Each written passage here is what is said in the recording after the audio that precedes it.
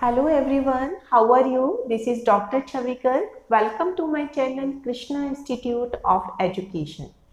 आज हम आपको बताएंगे कि किशोरा अवस्था की विशेषताएं क्या क्या होती हैं और किशोर अवस्था की क्या क्या समस्याएं हैं।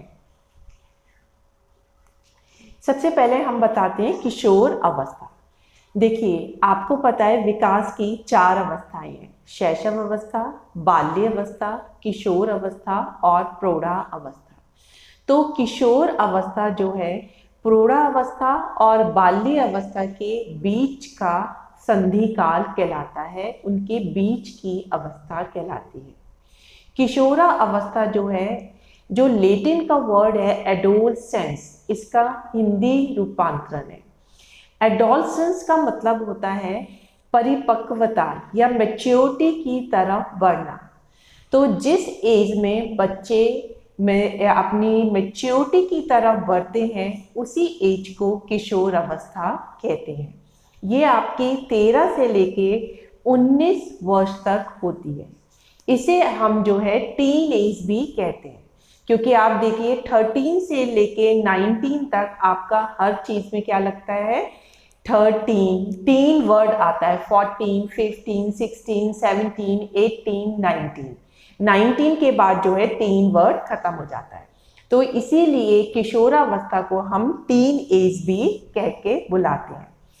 इस एज की सबसे बड़ी विशेषता क्या होती है कि जो बच्चा है वो तो अपने आप को सबसे बड़ा समझता है और जो उसके बड़े होते हैं वो उसको अभी भी बच्चा ही समझते हैं, क्योंकि इस एज में बच्चा अपनी 12th की एजुकेशन पूरी कर लेता है, तो वो क्लास में सबसे सीनियर मोस्ट कहलाता है। लेकिन जो उसके माँ बाप हैं, टीचर हैं, उनकी नज़रों में वो अभी भी छोटा ही होता है।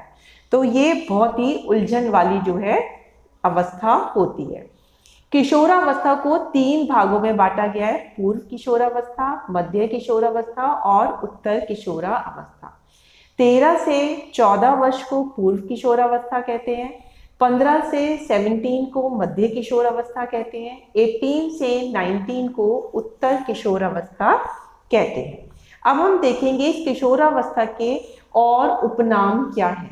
इनमें से काफ़ी क्वेश्चन पूछे जाते हैं, आपसे पूछ लिया जाता है कि संधि काल किसे कहते हैं या सबसे कठिन काल किसे कहते हैं।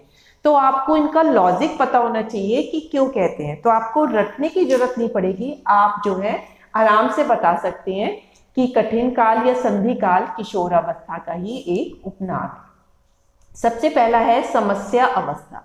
देखिए, जो किशोर अवस्था होती है उसमें सबसे ज़्यादा प्रॉब्लम होती है, चाहे लड़का हो चाहे लड़कियां हो, वो जो है कोई ना कोई समस्या से ही घिरे रहते हैं। जैसे लड़के ज़्यादातर अपनी फिजिकल फिटनेस को लेके बहुत होते हैं, इस एज में बच्चा जो है बहुत ही सुंदर स्मार्ट लगना चाहता है। लड़कियां अपने लुक्स को लेके बहुत परेशान होती हैं, वो अपनी पढ़ाई को लेके बहुत परेशान होती हैं।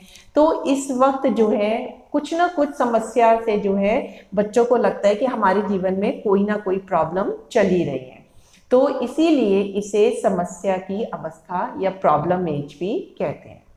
नेक्स्ट है तूफान व विरोध की अवस्था। देखिए, जीएस हॉल ने कहा था कि ये स्ट्रेस एंड स्टॉर्म या स्टॉर्म एंड स्ट्राइक की अवस्था है, क्योंकि ये जो अवस्था होती है इसमें बच्चों के दिमाग में बहुत सारी चीज़ें उठती रहती हैं। कभी कोई चीज़ उनके दिमाग में आती है, कभी कोई। अब बड़े तो उन्हें छोटे समझते हैं और वो अपने आप को बड़ा समझते हैं, वो सोचते हैं वो जो भी कर रहे हैं बिल्कुल ठीक कर रहे हैं। लेकिन माँ बाप उनको समझाने की वजह से उनको समझाते हैं तो वो सोचते हैं कि माँ बाप हमें जो है टोक रहे हैं, वो सोचते हैं माँ बाप हमारे सबसे बड़े आलोचक हैं, हम कुछ भी कर लें माँ बाप हमारी जो है क्रिटिसाइज ही करते रहेंगे। तो वो हर चीज़ में जो है अपना विरोध दिखाना शुरू कर देते हैं, इसीलिए ये तूफान व विरोध की अवस्था कही जाती है। इसीलिए it is age of storm and strike और स्ट्रेस एंड स्ट्राइक। नेक्स्ट है सबसे कठिन काल, most difficult period of life. देखिए, सबसे कठिन काल होता है, इसमें जो है जो इनमें बच्चों को समझाना, किशोर अवस्था के बच्चों को समझाना सबसे मुश्किल होता है पेरेंट्स के लिए। शैशव अवस्था, बाल्यावस्था में बच्चों को डांट दो तो वो फिर भी सुन लेते हैं, लेकिन किशोरावस्था में बच्चे सुनना ही नहीं चाहते। अगर उन्हें खेलने जाना है तो खेलेंगे, पिक्चर देखने जाना है तो पिक्चर देखने ही जाएंगे, अगर उन्हें अपने फ्रेंड्स के साथ मिलकर ग्रुप स्टडी करनी है तो उन्हें ग्रुप स्टडी करेंगे। वो पेरेंट्स की बात बिल्कुल भी नहीं सुनते हैं। वो सोचते हैं हम जो सोच रहे हैं, हमारे जो पीयर ग्रुप सोच रहा है वही ठीक है, बाकी सब लोग तो सिर्फ हमारी टोका टाकी करते हैं। तो ये सबसे कठिन काल होता है।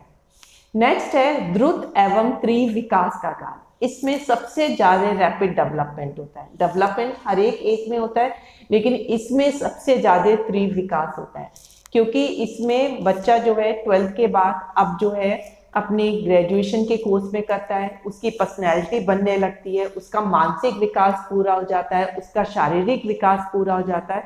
तो इसमें जो है द्रुत एवं तीव्र विकास का काल होता है। नेक्स्ट है आपका संधि काल, ट्रांजिशन पीरियड। ये जो है प्रौढ़ावस्था और बाल्य अवस्था के बीच का संधि काल है। ये किसने कहा था? कुल्हन ने। किसने बोला है?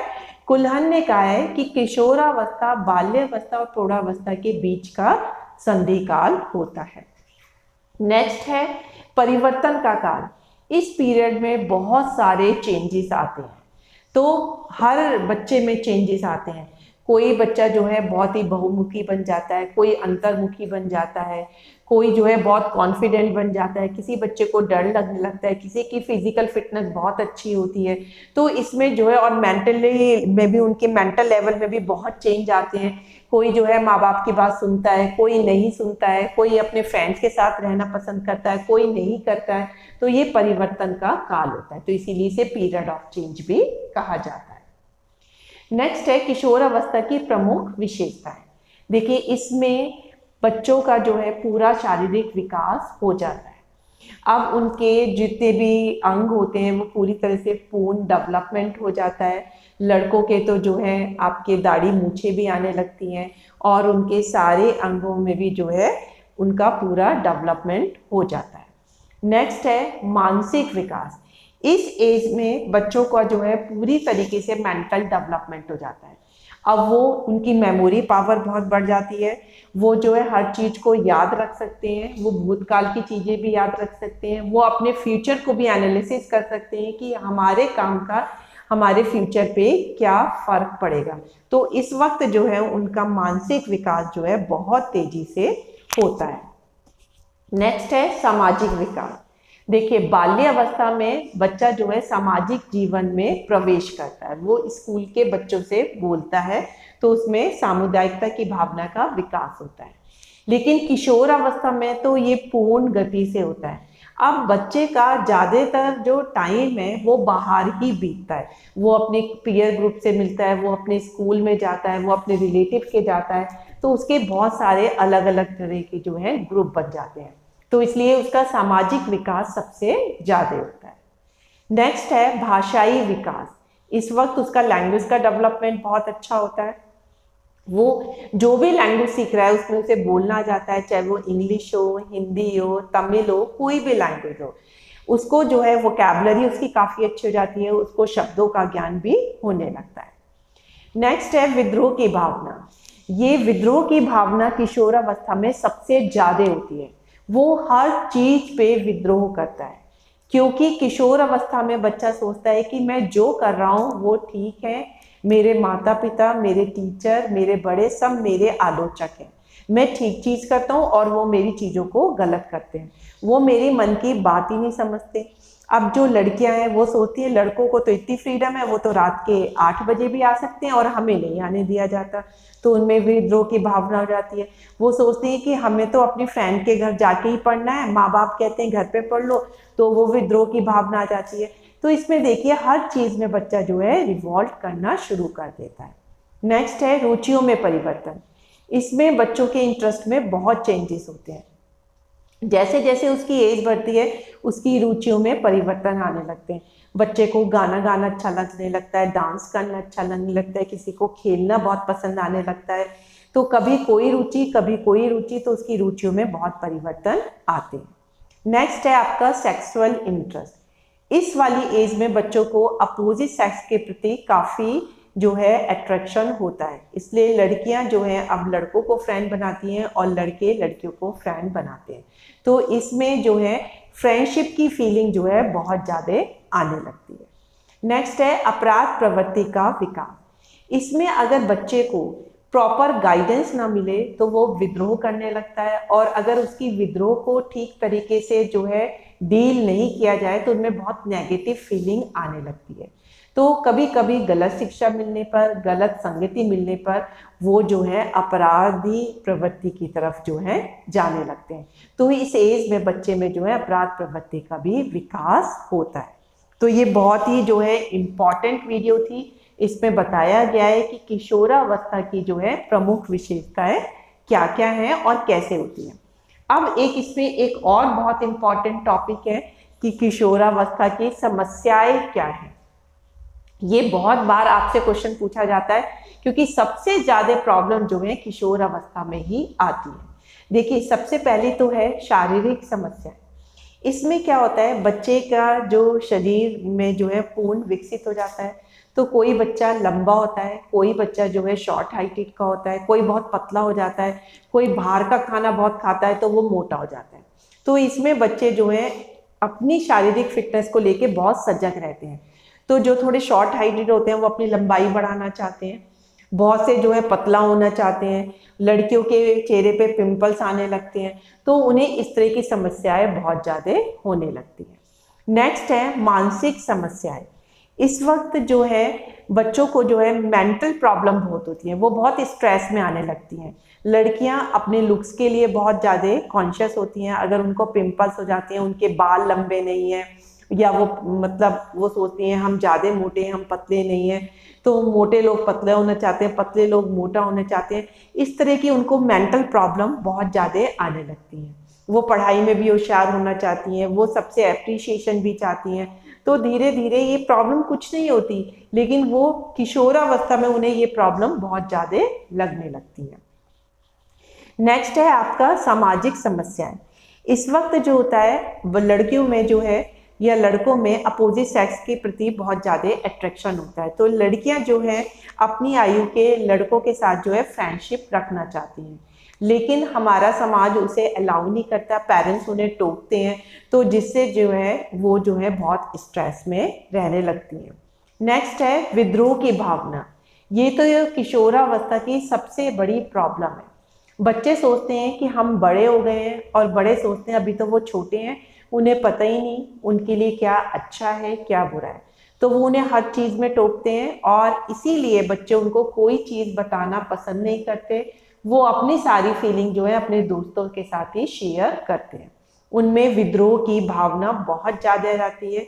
अगर आप उन्हें कोई काम नहीं करने देते हो तो वो हर चीज़ में फिर रिवॉल्ट करते हैं। नेक्स्ट है स्वतंत्रता की समस्या। इस एज में किशोरावस्था में हर बच्चा चाहता है कि मेरे को स्वतंत्र छोड़ दिया जाए, मैं जो चाहूँ करूँ, जो चाहे नहीं करूँ, मैं जब चाहे पढूं, जब चाहे खेलूं, जब चाहे मोबाइल पे वर्क करूं, जब चाहे मैं पिक्चर देखने जाऊं। लेकिन पेरेंट्स उनको रोकते हैं, तो उन्हें लगता है कि उनकी स्वतंत्रता में जो है खलल डाली जा रही है। नेक्स्ट है आत्मनिर्भरता की समस्या। आप देखिए, बच्चे बाहर घूमते हैं, जब वो घूमते हैं तो उनको कभी वो किसी स्नैक्स खा रहे हैं या कभी पिक्चर देख रहे हैं, तो उनको जो है पैसों की जरूरत पड़ती है। वो हर वक्त इस वक्त वो सोचते हैं हम बड़े हो गए हैं, हमें पापा से या मम्मी से पैसे लेने में उन्हें शर्म लगती है। लेकिन इस वक्त वो आत्मनिर्भर भी नहीं होते, तो उन्हें ये लगता है कि इस वक्त जो है हमें आत्मनिर्भर होना चाहिए था। तो ये भी उन्हें एक समस्या की तरह लगता है। नेक्स्ट है प्रॉब्लम ऑफ एडजस्टमेंट। इस एज में बच्चे को एडजस्टमेंट में बहुत प्रॉब्लम होती है। वो अपनी एज ग्रुप के बच्चों से तो अच्छा एडजस्टमेंट कर लेता है, लेकिन अपने एल्डर्स से एडजस्टमेंट में उसे प्रॉब्लम होती है, क्योंकि वो तो अपने माता पिता को, अपने एल्डर्स को अपना आलोचक ही समझता है। उसे लगता है कि मेरे माता पिता या एल्डर्स मेरी स्वतंत्रता में खलल डाल रहे हैं, वो मुझे कोई भी काम मेरी मर्जी का नहीं करने देते, तो इसलिए वो हर वक्त उनसे गुस्से में ही रहता है। और बड़े सोचते हैं कि ये हमारी बात ही नहीं सुनता, ये जब भी सुनता है अपनी फ्रेंड्स की सुनता है, तो वो भी उस पर नाराज होकर उसे डांटते रहते हैं। तो इस तरह से बड़े और किशोर अवस्था टीन एजर्स के बीच में एडजस्टमेंट की प्रॉब्लम होती है। लास्ट है आपका इमोशनल प्रॉब्लम। इस एज में बच्चों को बहुत सारे इमोशन होते हैं, कभी तो वो डरता है, कभी बहुत गुस्सा करेगा, कभी बहुत रिवोल्ट करेगा, कभी वो बहुत प्यार से बोलेगा। उसको खुद नहीं पता होता है कि मेरे को कौन सा इमोशन जो है मुझे कंट्रोल करने वाला हो रहा है। वो अगर उसकी सारी बातें मानते रहो तो वो आपसे बहुत खुश रहता है, जहाँ आपने उसकी बात नहीं मानी तो तभी वो बहुत ज़्यादा गुस्सा हो जाता है। तो इस वक्त बच्चे को खुद नहीं पता होता है कि कौन सा इमोशन कब सरफेस हो जाएगा, तो उसको इमोशन की भी बहुत ज़्यादा प्रॉब्लम रहती है। तो ये आपसे बहुत बार पूछा जाता है कि किशोरावस्था की समस्याएं क्या क्या है, क्योंकि किशोरावस्था को तो कहा ही जाता है कि ये समस्या की अवस्था है। आई होप कि इसमें आपको किशोरावस्था, उसके उपनाम, उसकी विशेषताएं और समस्याओं के बारे में काफ़ी नॉलेज हुई होगी। अगर आपको मेरा लेक्चर अच्छा लगा तो प्लीज़ आप इसे सब्सक्राइब जरूर करिए, क्योंकि मैं कुछ ना कुछ जो है नई वीडियो आपको देती रहूँगी, तो जिससे आपके पास नोटिफिकेशन आ जाए। और इसे शेयर जरूर करिए, क्योंकि ये बहुत इम्पॉर्टेंट टॉपिक है, बहुत ही इम्पॉर्टेंट सब्जेक्ट से रिलेटेड है और आपके यूपी टेट और सी टेट से बहुत ज़्यादा रिलेटेड है। तो इसलिए अपने फ्रेंड्स को जरूर शेयर करिए। So that's all for today lecture. Thank you very much.